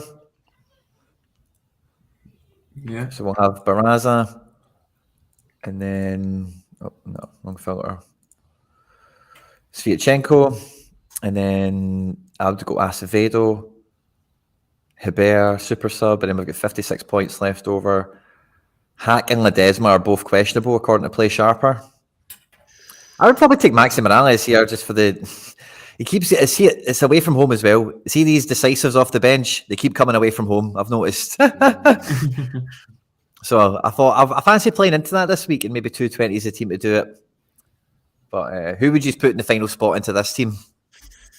Well, you're gonna need someone that has upside. It's 220, isn't it? It's not. I thought this was the cap. I don't know. Maxi is the fun choice. Yeah, like it's a 220. It doesn't really matter, and Maxi probably gives you a bit of buzz just by playing that card. If we're being honest. Yeah, you need to play that card while he's playing. It's too beautiful to keep out. Well, we'll play the Maxi then in the hope he gets his away assist off the bench. Up the Maxi. Up the maxi. Right, cool. Hebert off the bench. Acevedo, Sviatchenko, Baraza is the spine. Crossing our fingers for 2 decisives. That's not bad. It's not bad at all. Okay, so what would that leave us with then? We've still got 10 teams which are competitive, which is cool. I'll make another wee throwaway team probably with Sean Johnson if I've got any bits and bobs left over. But yeah, under 23, is it podium dangerous? Interesting. Top 50?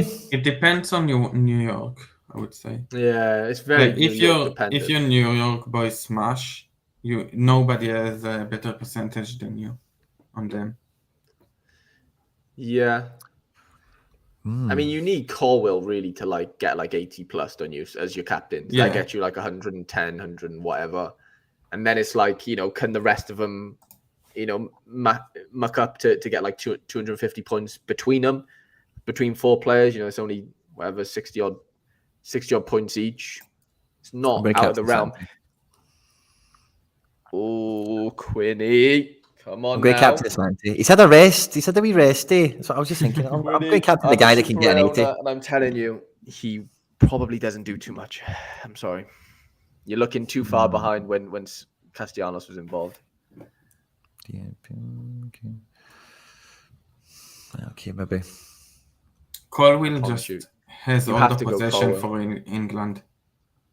Colwill just eats AA. You have to go with the players who, you know, have AA just coming out of their arse. And right now, Colwill does. It is 2 games in a row when Colwill just stood on the halfway line with the ball on his feet for like half a minute and didn't do anything. He did it against Portugal. He did it against us. It is insane. You have to. Sorry, Quinny. I just want. This happened last time. Didn't I tell you to captain him? And he did. He won you a nice little tier 2. So come on. Stick with what you know. Aye. So I think that's me set then. I've done my training teams already, which is good fun, and I think I'm ready to rock. If you guys get your team sorted, do you want to show me what you've got going on? Yeah, I've got a couple lined up. Well, we'll go Yehonatan first. Okay, so I'm going with this. So let's start with that champion Asia. Actually, we have a little Gamba Osaka stack. We have Langerek in goal, he's my only goalkeeper. Then we have Koga against the last team in the table, I believe, Shonan. And then we have Alano Jebali, I got him yesterday from Pavel, and Netalavi together. And if Gamba can do something against Kyoto, this team can do something. And no Cecilia in Champion Asia, which is really nice. In All-Star, this is a throwaway lineup. Slonina is not going to start, but better than an academy team probably. And I have this team in the Cup to 40. We did not talk about the Nashville game, really. But Chicago, I don't think Chicago's attack is too good. So Willis and Maher is decent. Then we have Yamamoto for Gamba. Ideguchi has been doing quite well, to be honest. Really? Oh, wow. Yeah, 260s for him. From all around only, and then Mao Soya from against Shonan. And this team is 1 point over the cup, so it's okay. Or less than the cup. In 220, we have my Gadikinda, and again, some Gamba Osaka boys. And I'm going with Gray and Kahlina against Cincinnati. Probably will concede. We did not talk about Cincinnati and Charlotte.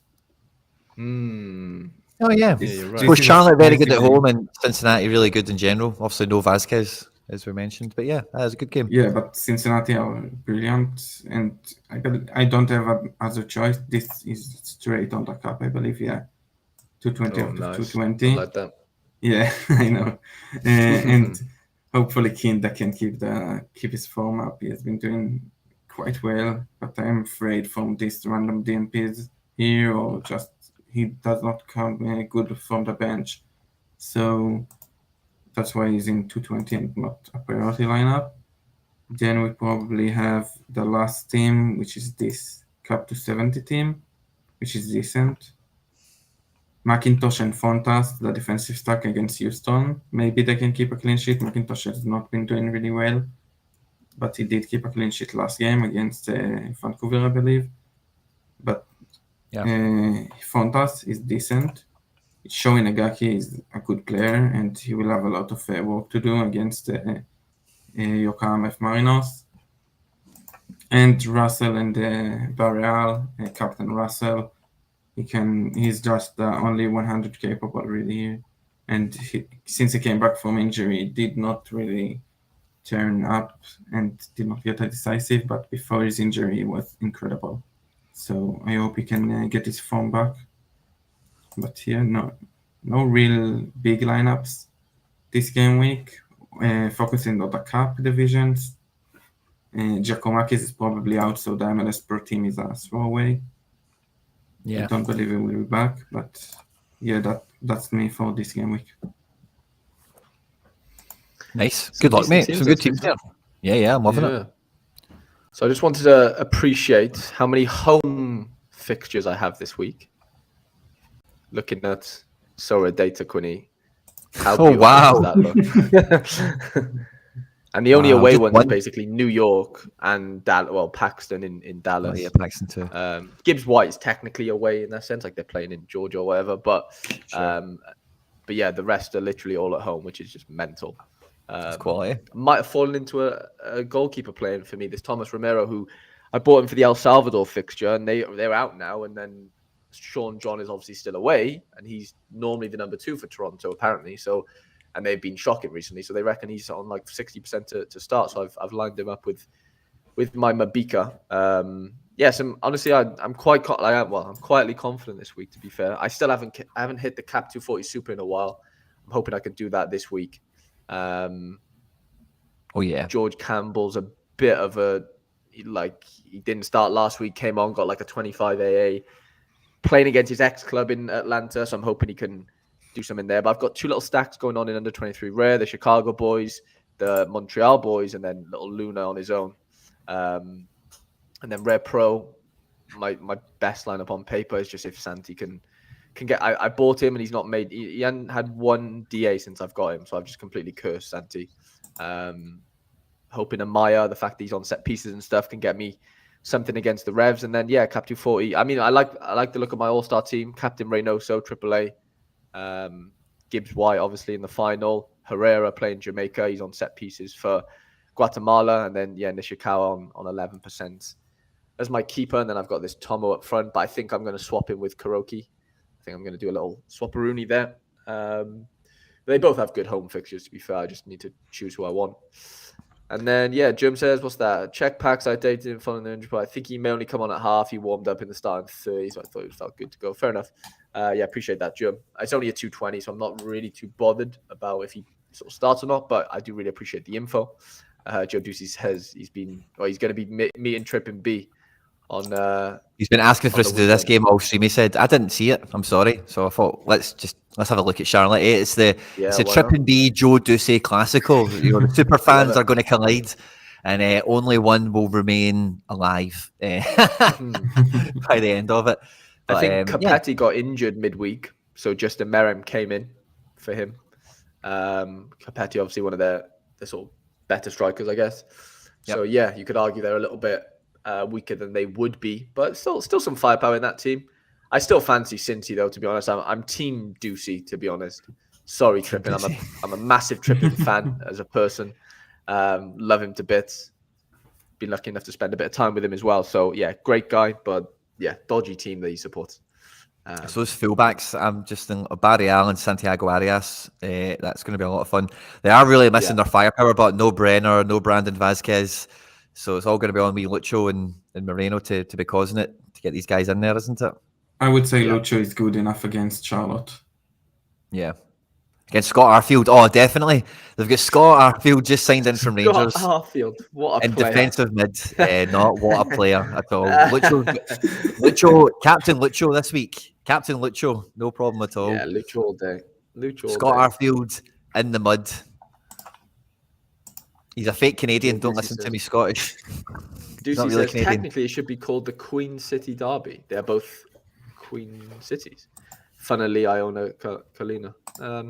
Okay, interesting. But I'm still all in on Cincy, to be fair. But that's kind of what I'm going with. I did a little swap yesterday. I had a Bryce Duke like old season card. I ended up buying a new season and ended up selling my old season. So I didn't really.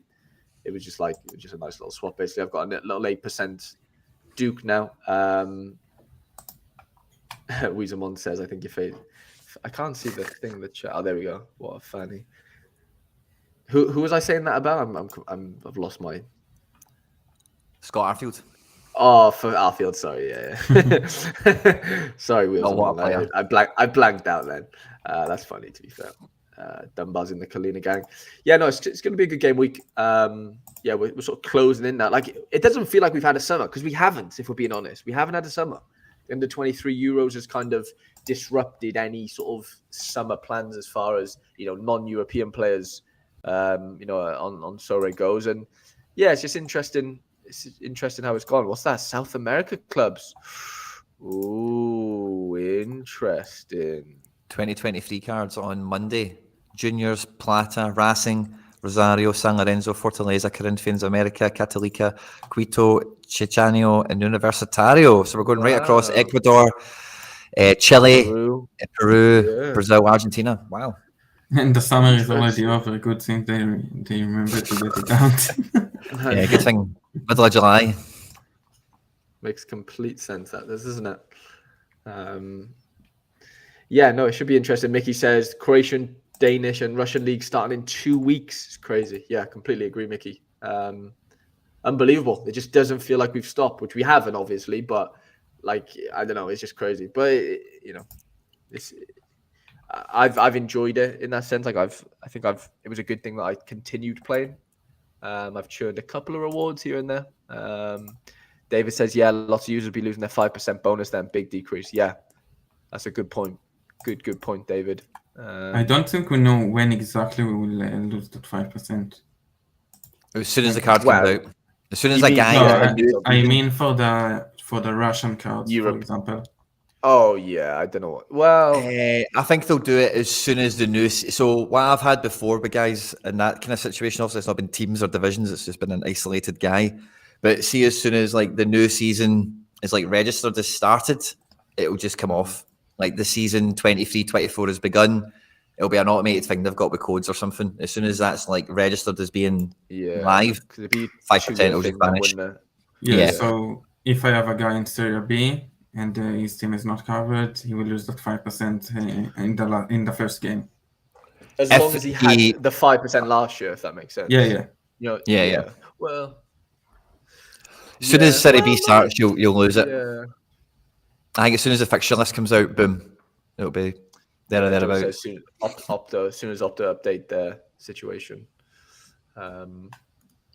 Yeah, that makes sense. I've got no players playing Sunday, by the way. Can I just add? Interesting. I have one tonight, all Saturday, and one Monday. So you have a Friday curse. I do have a Friday curse, as usual. There's always one. Well, all mine are New York, really, which is saying Sunday to me. Obviously, I'm in the UK, so it's like... Of course, yeah. Got you. So I'm the same, technically, but time zone-wise, it's overnight Saturday for you. Yeah. Okay. Yeah, I have the same situation like Quinny. I don't think if you were in the UK, you wouldn't have a Friday case too. Good point. Yeah, maybe Newell's play. Do they play like late or like early hours Saturday morning? They play 3 o'clock in Israel, so 1:30. Got you. Yeah. 1:30. 1 a.m. Yeah. Interesting. Wow. Charlie says Copetti could be out for 8 weeks. Season over, really, isn't it? Realistically. That is a tough one for the Capettis and for the Charlottes and for the Trippin and the Bees. That'll be a big one. Trippin and the Bees, yeah. I saw Trippin made his... Oh, did you say you do have a Sunday, Harry? The US men's national team is Sunday. It's just shown... I got you. Nice. Yeah, nice call that is, Joe. Yeah, good point. It is showing Ferreira down as Colorado, Dallas, yeah. Okay, so I do have Sunday. It's all on Jesus captain Sunday. Love it. Appreciate that, Joe. Aye, that's good. We'll get something on. Yeah, for sure. But I am flying home Sunday, though. So I'll probably miss the game. Yeah, I'm probably not going to watch anything tonight. Jerome says he'll have like 2 months. Yeah, well, that's if it's 8 weeks, and that's if he recovers and all that jazz, isn't it? And then where's the fixture list? Because we've got this Leagues Cup thing coming into the equation as well, and we'll probably have soon, we'll have some probably situations where like, oh, leave that guy at home, give him the 10 weeks, and then we'll give it MLS start. We'll bring Enzo back. That kind of thing could happen, or maybe even the other way around. Like, oh, the season, I cheated. I have Turner who doesn't show for MLS games. Yeah, you are cheating. You're cheating. Awesome. Yeah, what are we? 24 minutes out. I think we've done pretty well, considering again, we're in the summer side of things, and there's just not much to talk about as usual. But yeah, no, I think we're doing okay. So what we'll do for the game week deadline change then? Well, we'll talk about that to finish the show out because we've only got a couple of minutes left. So what will we do for next week? Will we do a breakfast or will we give it a break? We'll just do lineup builders. I think we'll do a breakfast because what is it? 3 hours earlier than normal, or is it 4? 4. So it's 11 a.m. UK time. I have it now on the screen, Quinny, if you want. 11. Yeah. Fine, message. We can do a little. We can do a cheeky little 11 a.m. start. Or is that finishes at 11? We would start at 9, right? Yeah. Or 10 if we want to do a wee one. Okay. If we did a 1, yeah. I'm down to do it. I'm more than happy to do it. I'm not against the timing in any way. Yeah. That could be fun. See what if you're watching this after we've been live, you're in the live channel, so let us know. Many uncompetitive teams will use the US Open Cups for that kind of thing. The real trophy is playing Miami. Fair enough. But yeah, so open a suggestion, whether it's a Thursday night lineup builder, some sort of thing in the meantime, or if we do a wee breakfast crash show or something. Yeah. That'll be easy peasy, man. It's going to be a big weekend ahead. I think I'll have a couple of videos coming out for myself. And I say outside of the little bits of football we've got going on this week, it's just about watching out for all the transfer business and all the rumours. It's been a good week for me on that front. I've had Kyogo extend. I've had Daizen Maeda extend. And when I finish the stream, I'll actually be going to Celtic Park after this. I'm going to Celtic have signed Australian up-and-coming guy, Marco Tilio or whatever. So I'll be going to the wee press conference to welcome him to the team. Get no idea what to ask him. Like, don't know anything about him, So that'll be good fun later today. But yeah, I think it's all on transfer watch for this weekend again. Last weekend, we got a lot of movement on rumours and stuff, didn't we? Yeah, a lot of Saudi rumours still.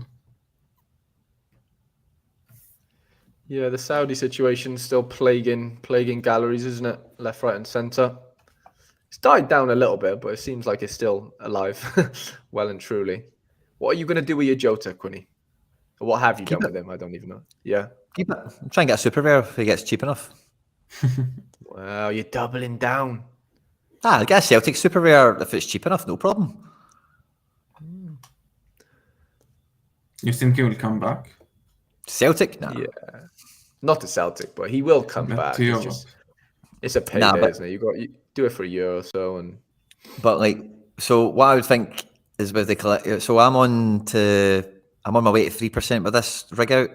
So if I could get one of them mad cheap enough, then I would take it. And I mean mad cheap for a Jota, because maybe Saudi gets covered. I don't think it's covered. A lot of people are talking about it, right?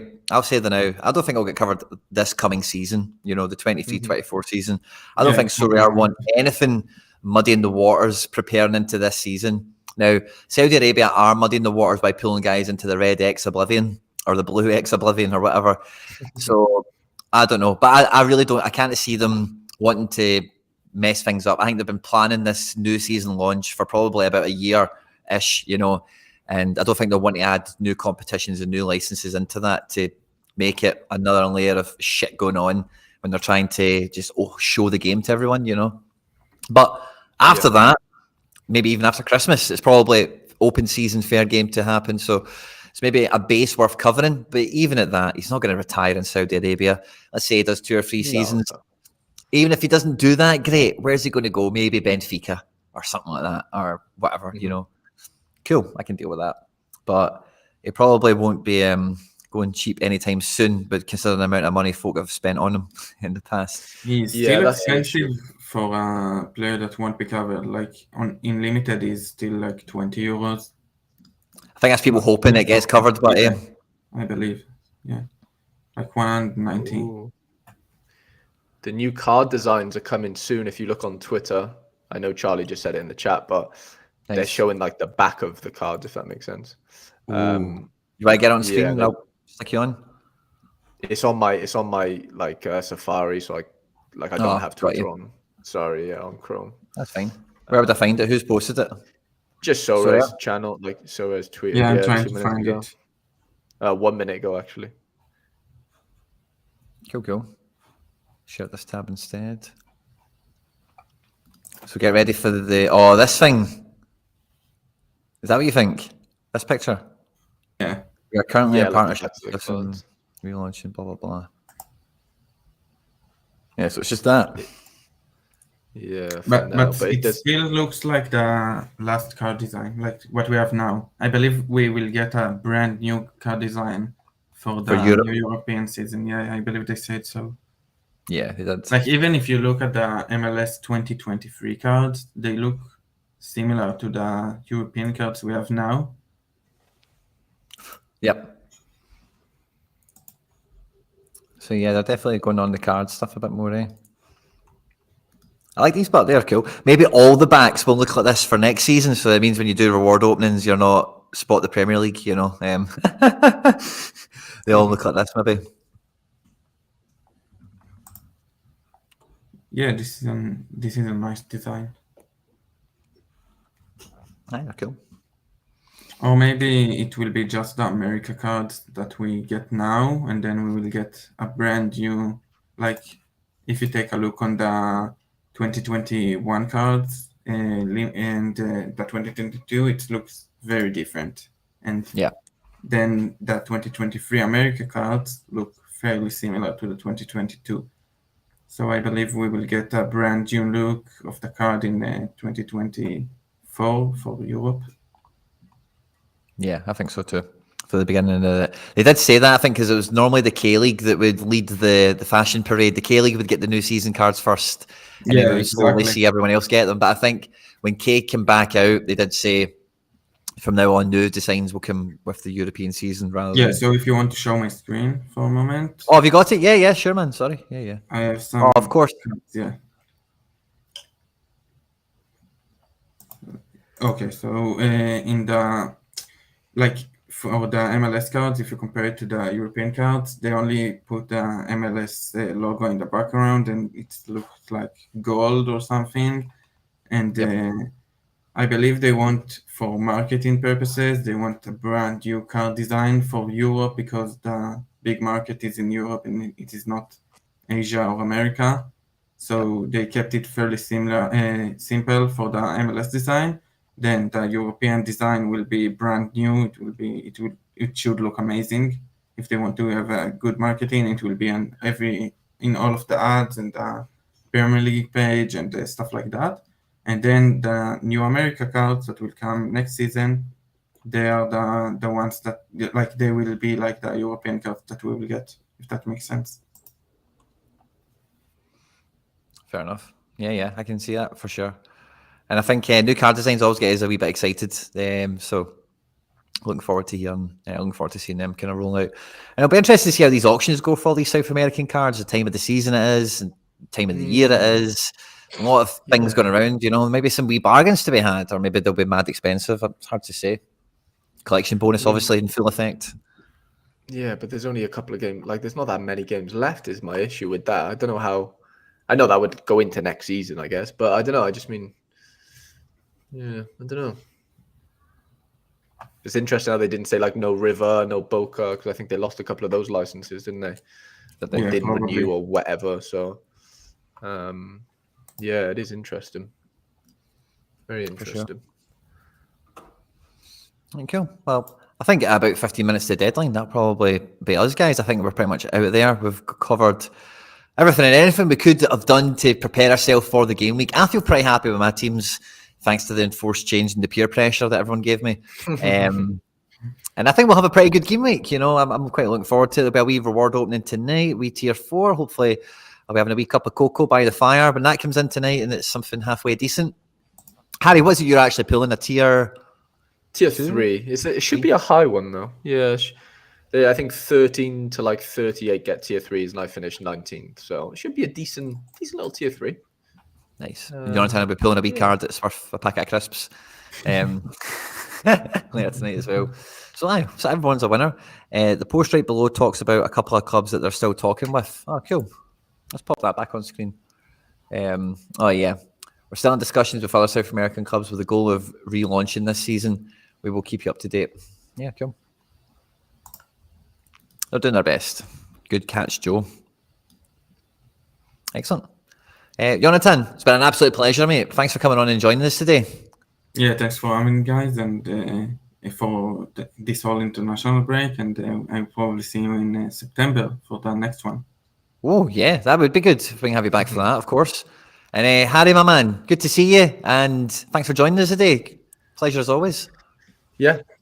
No, thank you for having me back after our little vacation last week. And buzzing to get going next Friday, I guess, on a whole new time zone / maybe a wee deadline time as well. So time zone and for breakfast, maybe. To everyone that's watched this live, after we've been live, whatever, good luck this game week. Fist bumps to you all, and we'll catch you on the next one. Take care. Bye-bye.